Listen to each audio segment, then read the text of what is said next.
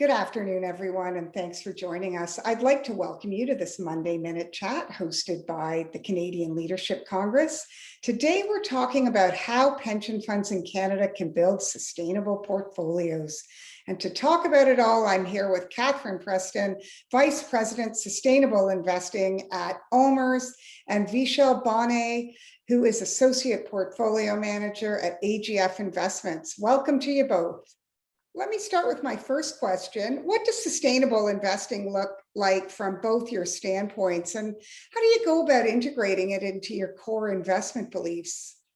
We started really by defining our belief around sustainable investing, which is that we do believe companies that better manage environmental, social, and governance or ESG issues will perform better, particularly over the long term. And in addition, integrating these factors is actually part of our fiduciary duty, that it's all consistent.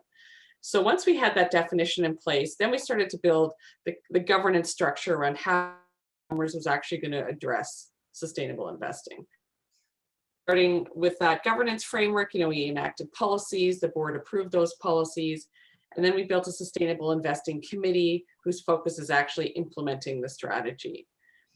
And that committee is made up of the investment teams that are actually making investment decisions, and they have their own processes to do ESG integration, because we know investing in private equity is very different than investing in a building at Oxford or in public equity. So everybody has their own approach, and then we come together at the committee and talk about how it's going. We really found that building the strong foundation governance really is helping us move the program forward and sets us up for success. Yeah, that's great. And having that investment committee and communicating regularly would be pretty key, I'd say. Absolutely. So Vishal, how about you as an asset manager? Yeah, recently in a couple of my chats, I've often brought this up that this crisis, the pandemic, has been really different for ESG, especially ESG investing, because there's now a renewed enthusiasm, willingness to support ESG. And if you see ESG sustainable investing today versus 5 years back or 10 years back, there's a mark different. There's a step change, in terms of willingness from the policymakers, and that momentum is now getting carried forward to the capital markets as well. So if you compare it to the global financial crisis, the whole focus was on the conventional recovery. Today, the focus is on green, economic recovery. If you listen to the EU politicians, Biden's climate agenda. So really, the crisis has been a kind of a boon for sustainable investing. And to your question on how we integrate at the AGF Global Sustainable Fund, we look at ESG as an opportunity and not as a risk, mitigation tool. So really, we tend to invest in companies which are providing technologies or solutions to solve problems related to energy, waste, water, and health. So any kind of company offering solutions there. And then we, of course, apply, the other lens of, controversy screening, engagements. We have a ESG committee as well. There's a sustainability council where all these issues are, escalated. But really, the big driver for our fund is to look at ESG as an opportunity and then, apply the other lens for integration. Yeah, and I hear that a lot on the pension side, as well as asset owners shift from just a risk to an opportunity lens. Do you see that at OMERS as well, Katharine? Absolutely. We start out, all these policies are really focused in trying to measure the risk, and we'll talk more about climate change, I'm sure, in this discussion. But not to forget that it's the opportunity set as well. And so we made sure, and as asset teams are bringing transactions forward, that we're encouraging them to talk not just about the risk management side, but also the opportunity, and to see their company through a positive ESG lens and what kind of solutions that those companies are offering. Yeah, that's really important. And just let me add on that, OMERS and other large pension funds in Canada are calling for better ESG data reporting by both companies and managers. And what is it exactly that you want to see? Well, we certainly want to see a reduction in the noise out there in the market. I think there's so much information out there under the ESG umbrella that we really want to see it standardized in a framework that can be globally applied, that everyone is talking the same language, And so really encouraged that the IFRS is taking that on and developing a sustainability standards board, because we certainly see the benefit of that. And we also want it focused on the materiality, financial materiality, because what our approach as investors has to be through that lens. And so winnowing down all the hundreds of possible ESG data points to what really matters, and recognizing that that's going to help not just investors, but companies, and reduce the burden on reporting and communicating that they have to do. Yeah. Vishal, from where you sit, there are obviously requests for better data from both companies and asset managers. What are clients asking you?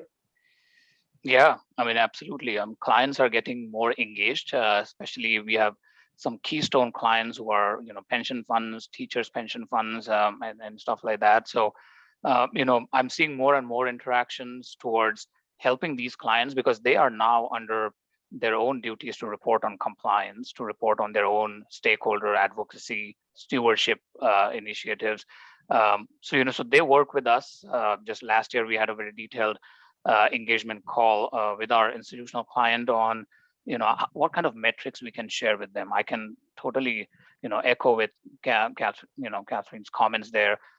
There's lack of standard data out there. So they were looking to us in terms of helping out, what kind of better metrics to report, how can we help in their engagement reports. And so that's more on the existing clients. Newer clients, the kind of request that we are seeing is there's increased focus on due diligence, especially the alignment with, the intentionality that you would see in sustainable investing. Because yeah, it's wrong to say, but ESG is also becoming like an asset gathering tool nowadays for a lot of fund managers. And newer clients, pension clients, they don't want to get trapped into that. So there's a lot of focus on what kind of team setup you have, what kind of processes you follow, what's the legacy of your fund, how robust are your engagement structures. So there's a lot of requests for that kind of a meeting, helping them up to speed on that. And then there are some newer disclosures that are coming. I'm sure you must have heard on the SFDR, Sustainable Finance Disclosure Requirement. A lot of clients, again, this is for them to safeguard, against this greenwashing, green label funds. They want to see what kind of funds are complying with these compliance requirements. These are high bars, right? The UK Stewardship Code. They go through all detailed questionnaires about, your investing philosophy, your engagement record, and stuff like that. So these are the broad buckets, I would say, where we are seeing more requests and more conversations happening. Yeah, I do. Greenwashing is a really interesting point that you bring up. How prevalent is that? Do you see a lot of that, Catherine? Greenwashing, is that something that you're kind of alive to in your job? Yeah, I think we're all thinking about it and how to identify it. And again, the more information we have, the better information we have, we can make that assessment. And I think, relying on third-party data providers for ESG data means we have to, there's so much information out there. They're helping us at least focus the conversation a little bit, but then our own internal teams are doing their own assessment to really trying to make sure they really understand what they're seeing. But I wouldn't say we don't have an allocation specifically to green or sustainable investments for that reason. I think it's really, we're focused on integration across the total fund. That way the same lens is applied to everything, and we're not stuck in a potential greenwashing investment asset. Yeah, I want to ask you both about this question of ESG integration. We talk to different pension funds all the time, different asset owners, and ESG integration right now seems to be something a lot of plans are struggling with at different sizes of assets under management. And what are the successful factors you see driving that? I mean, you've obviously been through this process, Catherine, and what are some of the biggest roadblocks? Yeah, I think I'll repeat myself a few times in our conversation about, data being the biggest roadblock, but also getting the right data, making sure it's consistent, be able to integrate it properly. So we're trying to build our own metrics internally on the ES and G dimensions, so that whether you're looking at private assets or public assets, there's at least some consistency across a certain number of those, to make sure we're all looking at them in the same way. And then we can report that up to our senior leadership to say, here's the kind of an ESG dashboard of each portfolio, of each asset class, of each strategy, to really see that portfolio through the ESG lens. Yeah, Vishal, from where you sit as an asset manager, I mean, a lot of times, the larger asset managers are a little bit further ahead on the ESG integration front. From where you sit, what are some of the roadblocks you've seen to integration, and what are some of the successes? Yeah, I mean, success is as ESG investing, sustainable investing gets embraced more and more by the investing industry. At least I'm seeing more awareness and education in the field of ESG. Just apply a simple example. CFA is kind of the gold standard in finance. You need to understand, the different portfolio aspects. There's now an increasing focus on ESG education. The SASB framework is great. Katharine brought the point of materiality, and they have some amazing, templates and sector-specific tools to understand both the investors and the asset owners, the materiality of different sectors. So awareness and education is increasing, and that's putting more control with us, like the managers as well as the owners. We can understand these issues better. Regulation is also an interesting driver because some great initiatives are happening. EU taxonomy, for example, they are classifying what is green versus brown. So it just helps you understand the data a bit more, especially for a fund like ours, which invests in green technologies. That's a great solution to adopt. So regulation is definitely helping ESG integration efforts. And the roadblocks, again, coming back to Katharine's point, consistency of data is still not up to there. There are different standards. The standards differ regionally as well. North America might have a different standard of its own, EU on its own. So comparability, and the investment world, we like standardization. We are used to working with 10Ks, annual reports. That standardization is missing. But a bigger piece in the investing world that I'm seeing is, there's still that missing understanding for the long-term nature of sustainable investing. Climate change is a decade-long problem, and there can be a lot of short-termism sometimes. ESG investing, it's a lot of uncertainty. How can we reach to a low-carbon world? So that can lead to a lot of volatility, can lead to a lot of portfolio volatility, and can lead to a lot of short-termism. And we should be ready to, support that. And that can further ESG integration as well. So That's a really good point. I want to pick up on what you said about sort of short term versus the long term, because that's really critical. Some pension funds, Canadian pension funds, have been criticized for oil sands holdings lately, but I look at that and I think energy is a really big part of the Canadian economy, and it's pretty fundamental. So, do you think we as investors should turn away from Canadian energy altogether as part of a push for sustainable investing? Katharine, do you want to take us through that? Yeah, we certainly don't think that investing in the Canadian energy sector and sustainable investing are mutually exclusive, right? We know, recognize climate change is one of the biggest challenges we're going to face of our time. We know that it's already impacting the companies that we invest in. We know we're going to be transitioning towards a low carbon economy, and that there's real momentum behind achieving the Paris Agreement. But we also know this transition is going to take time. And the demand for oil and gas, we know from the International Energy Agency, is going to continue. So it's our role as a capital allocator to make sure we're selecting the companies that we invest in with that lens in mind. So are we investing in those companies that are actually preparing for the transition and that are going to be successful in that future? And then also, are we engaging with those companies in our portfolio where we may not have that active opportunity to make the active decision, say through an index? So how are we engaging with those companies? How are we talking to them about their commitments, whether it's net zero or some other target in the future? Because we know that there's the engineering and innovation talent within Canadian energy companies is very deep, and they will be part of the solution in getting Canada to meet our climate commitments. That's a really, really good point. Vishal, what does this look like from where you sit? Yeah, I mean, we by mandate, we are a fossil fuel free fund, so we don't typically invest in oil and gas. But I can definitely offer a different perspective here, and I can share some of the sentiments that Katharine makes here, because sitting on our desk, we are seeing these companies which are pivoting their business towards the transition or moving away from the fossil fuel to a cleaner alternative energy business. They are getting appreciated by the market, and there are some good examples out there. NextEra Energy in the US, has seen phenomenal re-rating. Ørsted Energy in the European region has seen similar investor support. So I think that's a positive sign for Canadian companies. To come to Katharine's point, there's a lot of talent there. There's a lot of history in delivering energy to the economy. So the real question is, from a portfolio angle, these companies are great for the portfolio in terms of the dividend that they pay.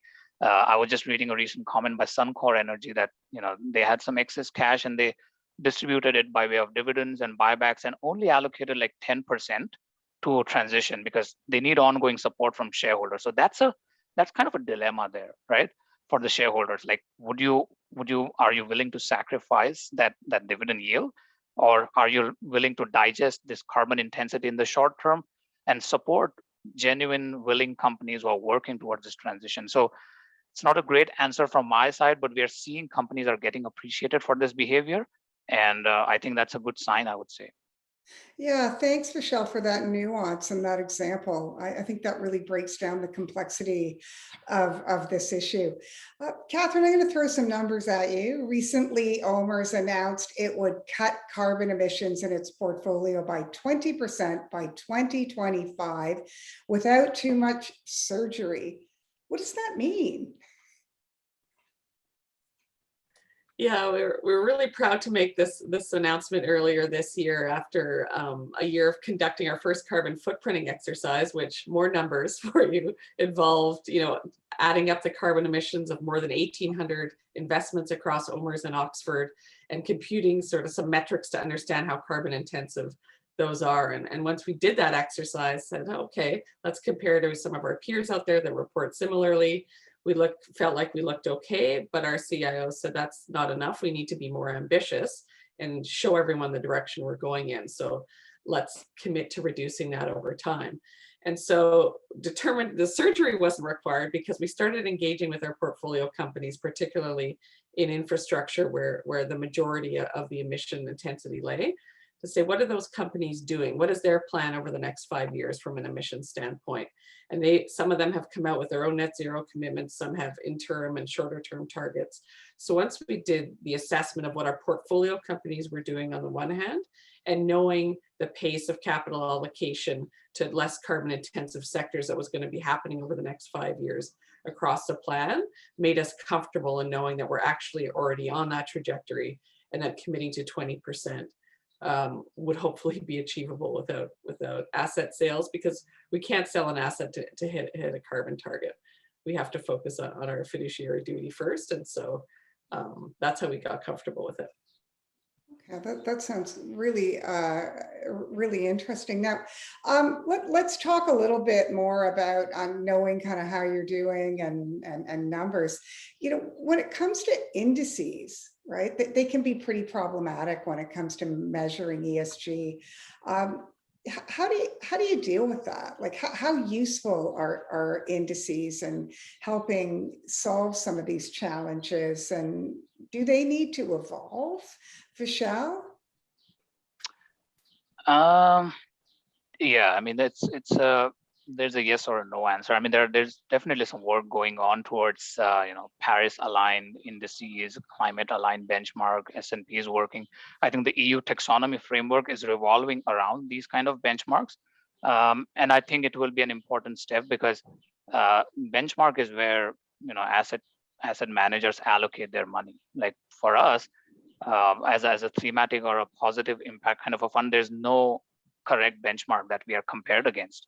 We are compared against conventional benchmark, and that's sometimes a handicap, right? We are not able to perform because our companies are working with a very long-term lens.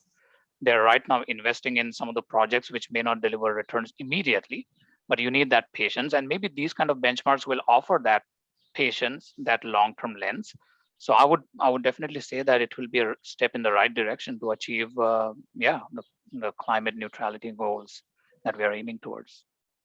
You know, we've talked a lot about climate change and climate goals and carbon, but there's a couple of other components of the ESG equation, particularly the societal side of it. Certainly, COVID has shed a light on a number of deep inequities in society and globally. Are these more difficult to assess in the context of investing? And how do you set investment targets and goals in that area? Vishal, do you want to talk about that a bit? Yeah, sure. I mean, at a high level, like I said, sustainable investing is gaining, focus. So the S pillar within SNG is also kind of evolving. It's gaining, the interest, but it's gradual. It's not at the same pace as E or G. But as ESG investing is embraced strongly by the investment industry, I would see this pace of adoption to increase. Now, E and G have their own set of drivers. If you see, climate typically is always, scientifically, academically, is kind of like debated, talked about as an existential crisis. If you see the focus, the biggest driver of a fund manager is where's the capital moving and how will you participate in that? And if you see at a policy level, the EU Green Deal, Biden's clean agenda, the money is flowing towards renewable energy, energy efficiency, electronic vehicles, hydrogen. This is where the investment is happening. And so by default, a lot of the money and asset allocation happens towards these kind of areas. And governance, even without ESG, is always a risk factor in our investment process. So it was there even before ESG was there. So you always evaluate transparency. Now, S, when you talk about setting up targets for S, yeah, you can X% of female representation in the C-suite executive. You can screen companies based on those metrics, but it's when you say social inequities, it's the broader, like the health, welfare, education. It's known that these are observable positive externalities, but the measurement or the metrics are still not there up to par. So that's always a challenge. But like I said, right, things are improving, and I think the pace of it, like last year, we had a very detailed questionnaire from our institutional client to say, to report on how our companies are supporting employees in COVID, paid vacation, paid sick leave, taking care of your kids, what kind of initiatives are happening, and we had to send a questionnaire. So questions are being raised, and I would hope things to improve, I would say. Katharine, your thoughts on this? Yeah, the S is indeed, and echo Vishal's comments that they're the most challenging. I think, I look back at how long it took us on climate change. It was 20 years of getting carbon data reported before it was finally flagged as a potential systemic financial risk. And that really drove action to create more standardized reporting and the TCFD framework, which has really helped move things along. And so when we talk about under social, it's really the human capital bucket. So the companies we're investing in, how are they engaging with their employees? How are they thinking along the supply chains? What kind of human rights potential risk are there along the supply chains? And so coming up with a way to actually, define exactly what metrics we all are looking for. And I think that has started, but I hope that it doesn't take 20 years for us to get it standardized as it did for climate, because it's really going to accelerate it, and the S, and as you've talked about through COVID and all the events of the last year, that it's really a top of mind to everybody. Yeah, very much so. Look, I want to thank you so much, both of you, for your comments and your time, and for sharing all your ideas. It's been a really fun conversation. I've really enjoyed it. I've learned a lot. And that wraps up our Monday Minute. Don't forget to send us your questions, and we'll get back to you with any comments from our speakers.